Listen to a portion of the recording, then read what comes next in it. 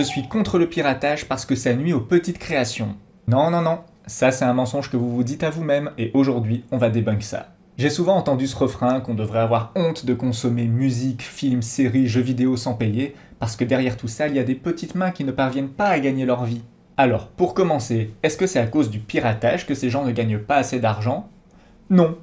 Bon, la réponse est un peu courte, alors pour développer, je ne suis vraiment pas convaincu que notre économie et la rémunération prévue de base pour les métiers dont on parle soient l'idéal. Ensuite, une personne qui pirate manifeste sa décision de ne pas vouloir passer par l'achat, et donc c'est une gymnastique à laquelle je ne me prêterai pas d'aller imaginer que chaque article piraté représente un trou dans le portefeuille de l'œuvre. Ok pour dire qu'une partie des pirates aurait peut-être cédé, mais vu l'incertitude sur la quantité et encore une fois les quelques centimes qui finissent vraiment dans la poche des artistes, si vous pensez que ça fait réellement de différence, vous êtes juste de mauvaise foi. Alors oui, il existe des alternatives au piratage pour consommer des œuvres gratuitement. Des médiathèques, des projections publiques, des prêts. Mais du coup, soit ça fait aussi un manque à gagner énigmatique, soit ça ne fait aucune différence, si. Ah si, pardon, ça fait un tri social, voilà.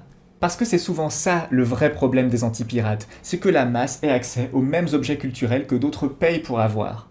Mais dans ce cas-là, il faut reformuler alors. Je suis contre le piratage parce que les prolos, les jeunes, les cités, etc. obtiennent la même culture que moi.